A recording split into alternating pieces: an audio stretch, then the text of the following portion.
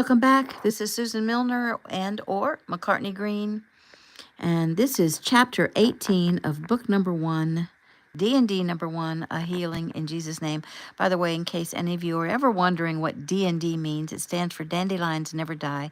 It was a title given to me by my first husband, who is deceased, and it was a beautiful title, and it's how I originally wrote the books back before when I had turned my back on God. And I still like to keep that title because it was a beautiful thing that he gave me. So D&D number 1, A Healing in Jesus' Name, chapter 18. Shelley smiled sheepishly. Oops, busted, she said, trying to joke her way out of the trouble that she was in. But it seemed no one thought her very funny. It was several moments before Eric finally broke the silence with his eerily calm voice. Do you know what time it is? She shook her head. It's 5:30 in the morning. Her eyes opened wide, and Eric moved toward her. We'll leave, Justin said, moving toward the door. No, Eric commanded. I want her to know what you've all been through because of her. I want her to know you've been out all night searching for her. Shelley's eyes widened, and she swallowed hard as Eric approached her. I'm sorry, Shelley whispered, looking up ashamedly toward Justin, Jason, and Ricky. Why did you not answer your phone? Eric asked. Oh, I guess I never turned it back on after our flight. He moved closer. You've been drinking? She nodded. What did you drink? Strawberry daiquiris and, she muttered. And, what? And some shots of peppermint schnapps. His face like stone, he asked, How many? Shelley shrugged. How many? He demanded. Her own temper beginning to ignite, she raised her chin. I don't know how many. 5, 6, 7, 15. I don't remember. He stood inches from her. I ought to turn you over my knee. You wouldn't dare, she said indignantly. He put his finger up in her face. Well, don't push me hard enough to find out. He grabbed her by the upper arm and shoved her toward the bed. I suggest you get some sleep. You might as well, because you're not leaving this room. You can't do this. I am not a child. Well, you're acting like one. I didn't realize how late it was. I was only going to stay out for a little while. I told you how important it was for you to rest.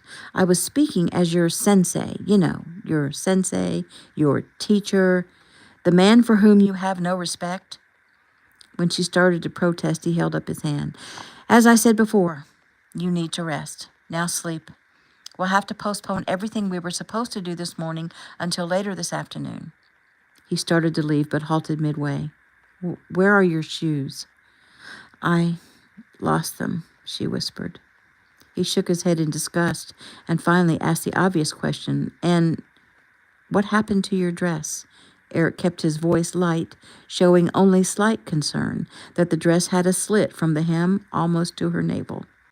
It doesn't matter. Doesn't it? She shrugged. I don't want to talk about it. He nodded. If she'd been assaulted, she'd be in much worse condition emotionally. If she'd been unfaithful to him, he didn't want to know about it. Not now, anyway.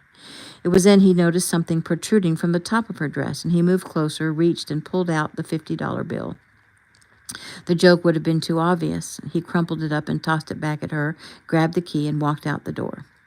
New scene. Eric sent Ricky for Justin and Jason and looked up as a trio entered his room. Now, Eric began, his tone fatherly, do any of you really and truly believe that I don't know that over the past 2 hours you've all been in to see Shelley? They looked down at their feet. How'd you know, Dad? Ricky asked. Eric smiled. Well, I'd expect nothing less. So what did she say? She said she saw you leave with Angel and she thought you'd gone out with her, Ricky answered. Well, that's ridiculous. Did you tell her I went to help Angel get the keys that she left at the tournament hall? Yes, and she feels terrible about the whole thing. I'm sure. Anything else? Well, she asked me to ask you to forgive her, Justin said. And? Eric asked. And I told her that was between the two of you. Jason, Eric continued, we haven't heard from you. He shrugged. Well, I told her we searched for her all night. I told her how the police were not helpful and suggested we check back in 24 hours. And I told her about Ricky getting jumped. "Aw, man, why'd you have to go and tell her that?" Ricky whined. I was trying to put a guilt trip on her, and it worked. She was pretty upset. "Did you tell her I wasn't hurt? Did you tell her it was the other guys who wished they'd never chosen to pick on me?" Jason smiled. "No, I didn't happen to mention that." "What? Is your pride hurt?" Anyway, Jason sighed. I was pretty hard on her. "So, Dad, you're like going in there and make up with her, right?" Eric shook his head. "Not just yet. I'm going to let her anguish for most of the day, because this is never going to happen again." He looked around and smiled at their worried faces. "She'll be okay. Stop worrying." He frowned at their sullen expression. "You've all turned soft on me." Justin sighed. "Well, it's just that, well, Shelley's special, you know?" Eric blew out a breath. "Yes, I know." New scene. Eric entered her room carrying breakfast and sat down on the side of the bed, gazing at the small figure curled up in the very center. "Shelley," he said softly. She turned over. "Eric?" She reached out and touched his knee. "Eric, I'm so sorry." "I'm sure you are," he said firmly. She closed her eyes with the pain. The pain came from knowing that she'd disappointed him. Eric watched her silently, finding it difficult to feel anger when she looked so contrite. Determined to teach a lesson, though, he hardened his heart and handed her a small bag. "Here, eat some breakfast." She shook her head. "I don't think I can. I'm not feeling too good. I'm sick to my stomach, and my head is pounding." "Deservedly," he said sternly. He held out a cup. "Well, then, drink this. It will help detox your body. Then get a shower and come to my room. We have things to do this afternoon." He turned and left. Shelley eyed the cup. Whatever it was, it didn't look very appealing. Sighing, she sipped the concoction and wondered how long he could stay mad. Surprisingly, by the time she got out of the shower, she felt much better. Eric knew his herbs. She actually had an appetite. She ate quickly, pulled on sweats and athletic shoes, and gathered her hair back in a braid. Looking at herself in the mirror, she was pleased with the body. It was muscular and trim. The face, on the other hand, was pale and drawn, with dark circles under her eyes. She went to Eric's room and cautiously stepped inside. They were all there, all tired and sullen. She came in silently and sat down. No one spoke to her. Eric shuffled through papers, and after a few minutes, Shelley couldn't take it any longer. "Okay, guys, look. I know I screwed up. If I could take it back, I would, okay? I'm sorry, really. I am. Ricky, I hate that you were hurt. I can't stand everyone being mad at me. Come on, guys. Can't you just forgive and forget? Please. Somebody say something." Ricky stretched out across his bed. "Well, we would, but we're too tired. Besides, I was never mad in the first place," Ricky said with a grin.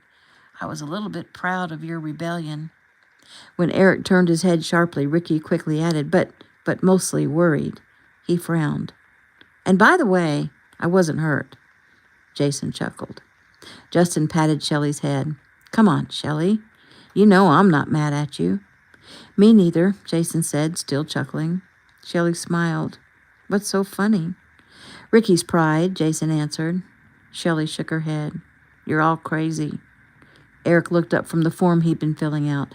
"No, it's just that they're so tired from being up all night looking for you that they're not thinking clearly." "Eric, please. I'm sorry." "Yes, so I've heard," he said as he rose. "Let's go. We have a lot of work to do." The tournament was being held in a large civic center, and the place was a madhouse. Competitors were stretching and sparring and talking and running and weighing and registering. And when they arrived, Eric was to take Shelley to register while the others had their assignments, including Ricky working out the details for an impromptu request for a demonstration. Justin was to obtain the list of red belt competitors and films of the ones that he hadn't been able to procure earlier. Eric and Shelley made their way to the registration line to await their turn, when a grinning young man approached Shelley. "Hiya, Shelley.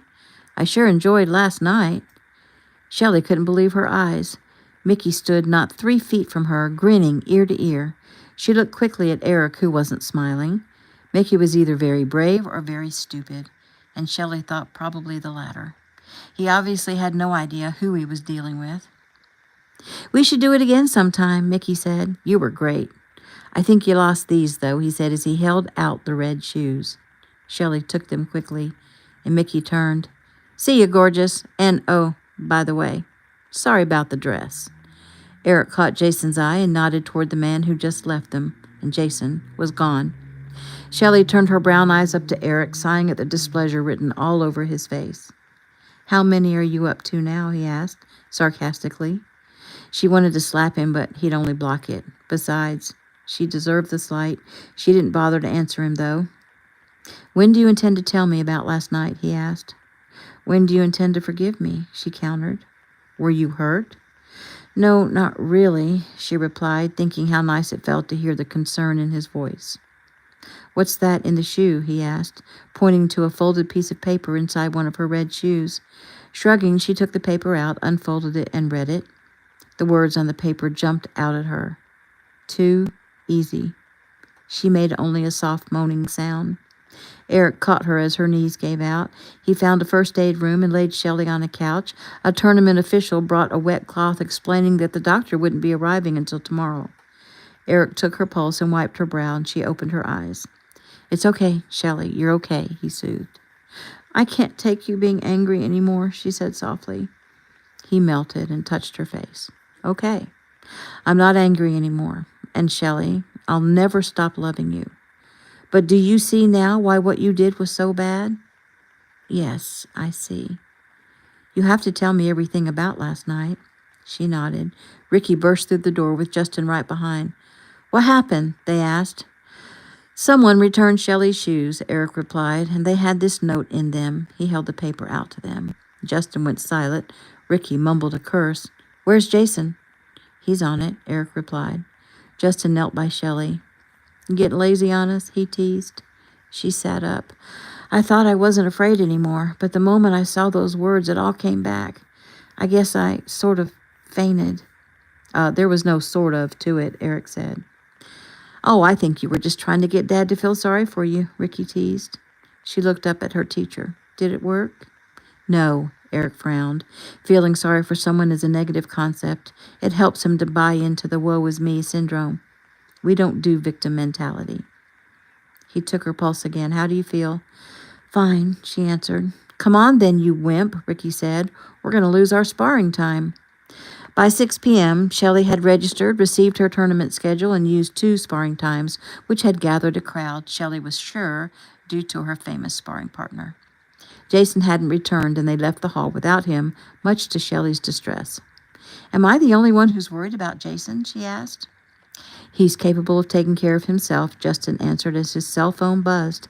He spoke briefly into the phone, then to Eric in what Shelley had learned to identify as Korean. "See, Shelley, he's okay," Justin said, turning to her where she sat in the back seat. The drive back to the hotel seemed to last forever, and Shelley fell asleep against Ricky's shoulder.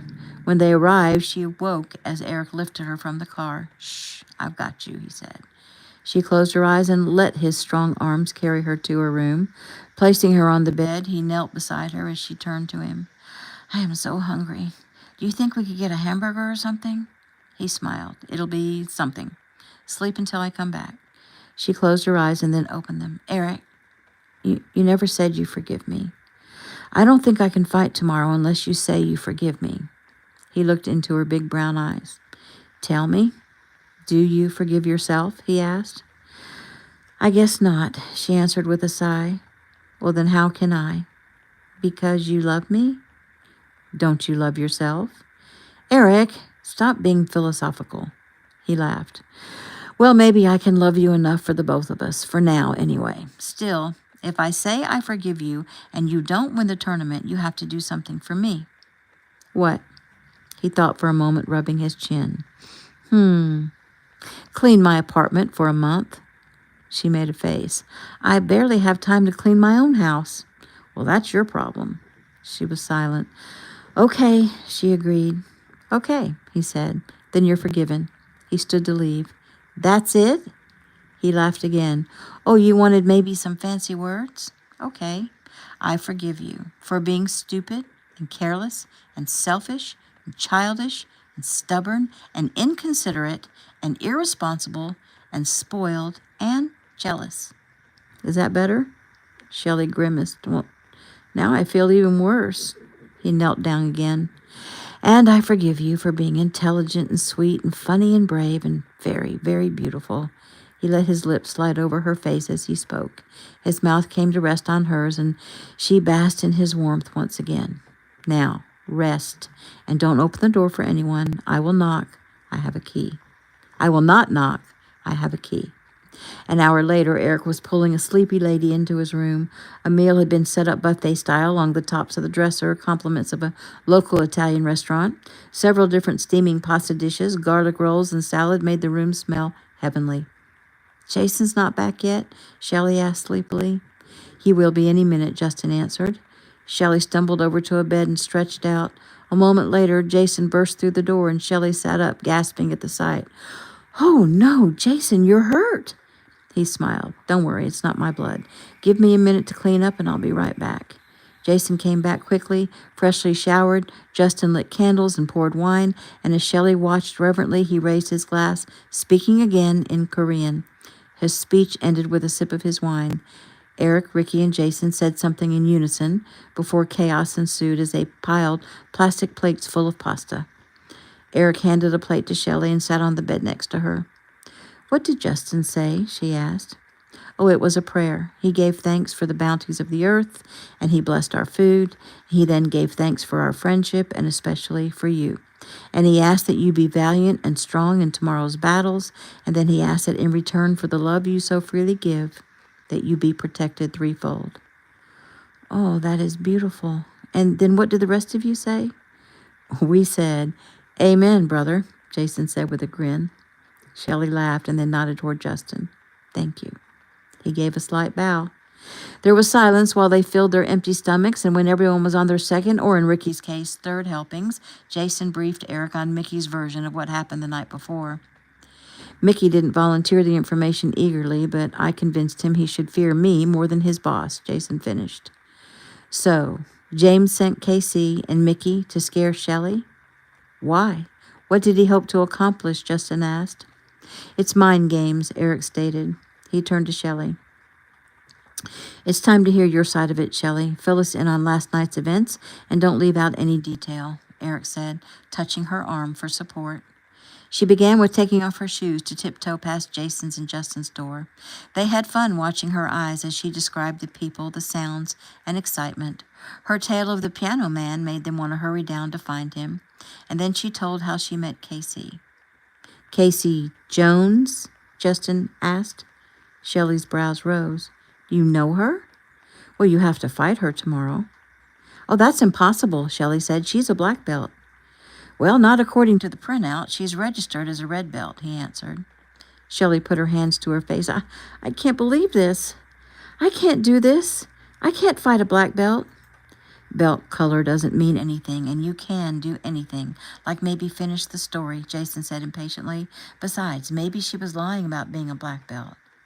And maybe she's lying about being a red belt, Shelley responded, eyebrows raised. He didn't seem concerned. No one did but her. She took a deep breath and continued. When she got to the part about winning the song and dance contest, they tried to talk her into doing her dance for them, but no way would she show them that. They also tried to get her to give them detailed directions to the nightclub, which proved to be impossible since she'd been quite intoxicated when she'd arrived there. She described the struggle in the back room. It all went by so fast, she explained. She also told them how much she'd longed to be in the circle of their protection, but realized it was up to her to save herself. She told them about getting lost and the amazing feeling of relief when she finally found the hotel. And when she quietly told of her conversation with God, they sat silently, everyone's thoughts going to the same place, how hard they'd been on her when she walked through the door. God had forgiven her quickly enough. Eric slid his arms around her now. Well, it sounds like you had quite an adventure. Shelley leaned against him. I'm just happy to be here with you. He leaned his forehead against hers. I get mad again just thinking about the worry you put us through. Chill, Dad. She suffered enough, Ricky said, as he stood and began collecting plates. Well, at least I know why he cut your dress, Jason added. Why? They all asked. Oh, he was going to write the message on you. Eric smiled at Shelley's gasp. Don't get all worked up about that. He didn't get to, did he? And that was because you stopped him. High five for that.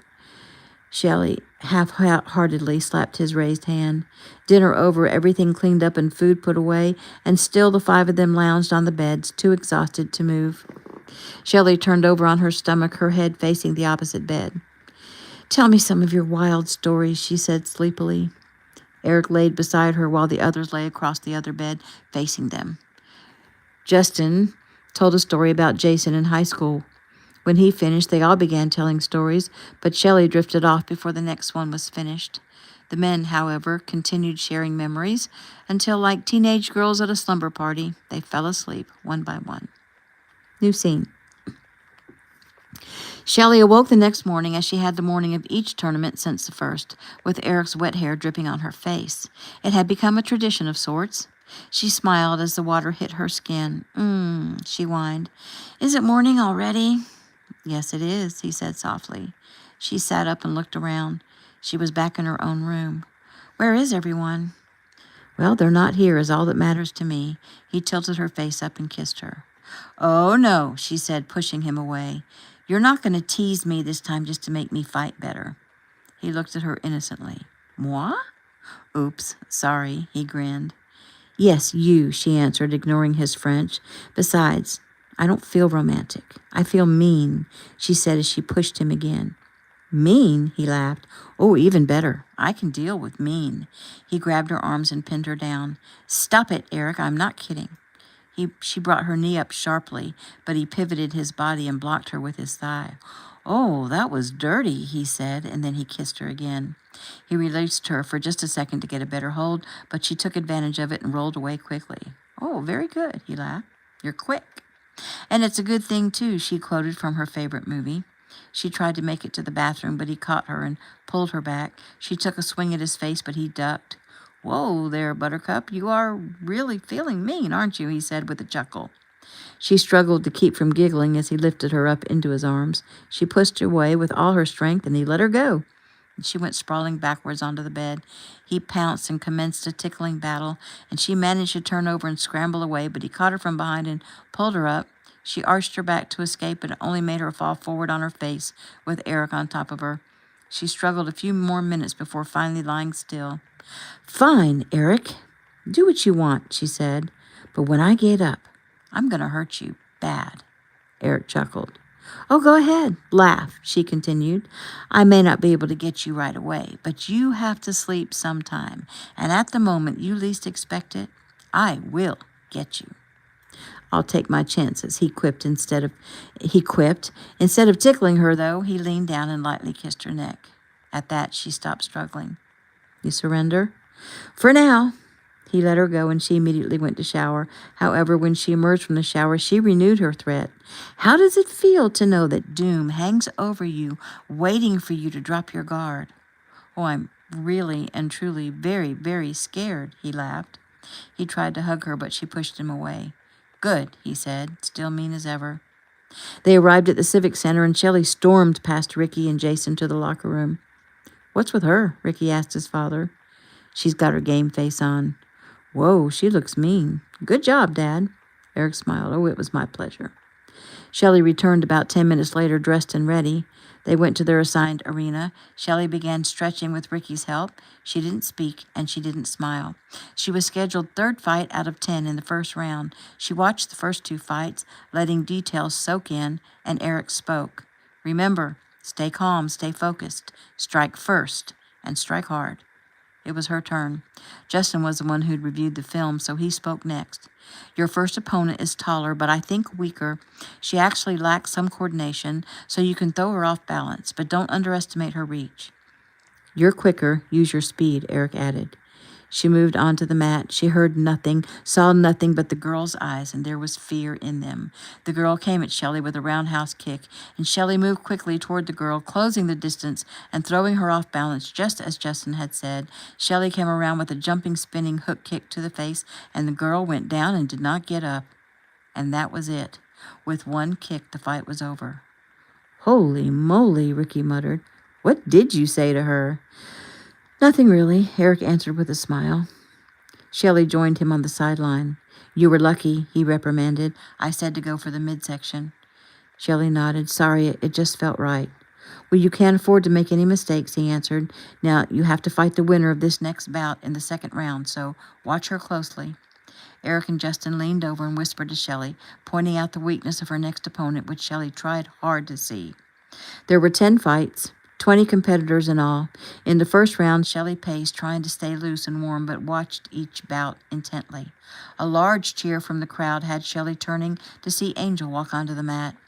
She possessed such charm, even Shelley found it hard to stay mad at Angel, and obviously the crowd loved her. Angel looked up at Shelley's section and blew a kiss. Feeling a little ashamed of her jealousy, Shelley offered a slight smile. Angel won her bout easily and left waving to the cheering crowd. Justin was making notes when Shelley sat down between him and Eric. Ricky and Jason sat just behind, and Shelley sighed with pleasure. It felt good to be surrounded by these wonderful men whom she loved. The next 2 fights were uneventful. Of the 10 bouts in the first round, it was fight number 8 that put dread in Shelley's heart. Casey walked out on the mat, a bandage across her nose. She came straight to their section, touched her nose, and pointed up at Shelley. She then took out her opponent in just a few seconds. "How long do you think that took?" Ricky asked. "Oh, I'd say about 5 seconds, Jason answered. "No," Ricky mused. "I think it was more like 5.5. Don't you, Shell?" Shelley only glared at him. 2 fights later, they were finally in the second round. Shelley began pacing again and stretching. She'd fight second this time, and she was anxious and glad when they finally called her name. The women bowed and faced each other. The girl was quick. So Shelley dug in and focused on her eyes. She came at Shelley, and without thinking, just as Eric said would happen one day, the very first sparring move Shelley had ever learned leapt out of her. She blocked the incoming punch with her left hand, pulled her opponent forward, and delivered an elbow to the temple. The girl staggered away, but Shelley didn't give her time to recover, delivering a roundhouse kick to the abdomen, and the girl fell back on the mat, and the official waved Shelley off. A moment later, they squared off again, and she came at Shelley with several ill-placed kicks, but Shelley blocked easily, but made the mistake of letting her close the distance. Shelley saw the powerful punch coming, and her adrenaline took over. Somehow, she was able to block it at the last moment, then jumped and delivered a devastating side kick to the girl's chest. Her opponent was airborne for a few seconds before she landed hard on her back, knocking the air out of her. Again, the official waved Shelley off, and she waited. And finally, he spoke. "The winner, Ms. Adams." Shelley helped her opponent up, shook her hand, and walked off the mat. The crowd cheered, appreciating the show of good sportsmanship. Justin threw her a towel, and Eric patted her on the back. "Good job, sweetie. You're using your head. I'm proud of you." "Thanks," she said, breathing hard, and without cracking a smile, she walked away to pace again, grabbing a water bottle as she left. "She's intense today," Jason remarked. Eric smiled. "Oh, she just hates to clean house." Shelley impatiently waited through the next 3 fights before round 3 began. Both Angel and KC won their bouts, and Shelley was sure that she'd draw one of them next, and it turned out to be Angel. Eric spoke to Shelley calmly. "Well, the only thing Angel has over you is experience, and she has a lot of that. But I've watched her, and I don't think she's learned from it. And if you don't learn from your experience, then what good is it? And that's probably why she's been a red belt for so long. You're in better shape, you're a lot faster, and you've got a heck of a kick. I don't think you'll be able to strike first because she's going to come at you quickly and with everything she's got in order to save face after running her mouth. So be light on your feet, block and counter her attack with kicks whenever possible." The crowd roared as Angel approached the mat. "And don't be intimidated by the spectators," Eric cautioned. "They're fickle. Block them out of your mind." Angel came at Shelley just as Eric said she would, with everything she had, and Shelley blocked well, but stumbled a few times. However, she didn't go down. Finally, she was able to spin and deliver a back kick to Angel's abdomen. and Shelley bounced away to regain her balance. Angel appeared surprised by the force of the kick. They sprung at each other again, Angel doing most of the swinging, Shelley cleanly blocking until she fell. As Angel drew close, though, Shelley saw her opening and fired a side thrust kick up into Angel's jaw. Shelley sprang up as Angel went down, and the spectators showed their approval. Angel shot right back up and gave Shelley no time to think before she attacked again. The bout went on, back and forth, all the way to round 3 when Angel delivered an elbow to Shelley's jaw. Shelley hit the mat, but was surprised to find herself unhurt. She jumped back up. This was the prolonged battle that Eric had warned her about. Tiring quickly now, she knew she needed to end it. Angel came at Shelley again, and Shelley blocked left and right, and then fired her own spinning hook kick, catching the back of Angel's thigh and bringing her to the floor. Angel was slower getting up this time, and Shelley took advantage of it. A jumping, spinning kick caught Angel in the head, and Shelley went for 2 in a row, much to the crowd's delight, and the second one put Angel down hard. Angel stood slowly, but Shelley charged in and finished it with her powerful sidekick. Angel lay still on the mat as the official declared Shelley the winner. Shelley, however, seemed more concerned with Angel and knelt down beside her. Angel opened her eyes and smiled. It never hurts to milk the crowd for sympathy. Shelley grinned. Angel, you are one of a kind. She helped her up and they hugged each other. You did good, Shelley, Angel said genuinely. 2 Timothy chapter 4, verse 7. I have fought a good fight. I have finished my course. I have kept the faith. And that is the end of chapter 18.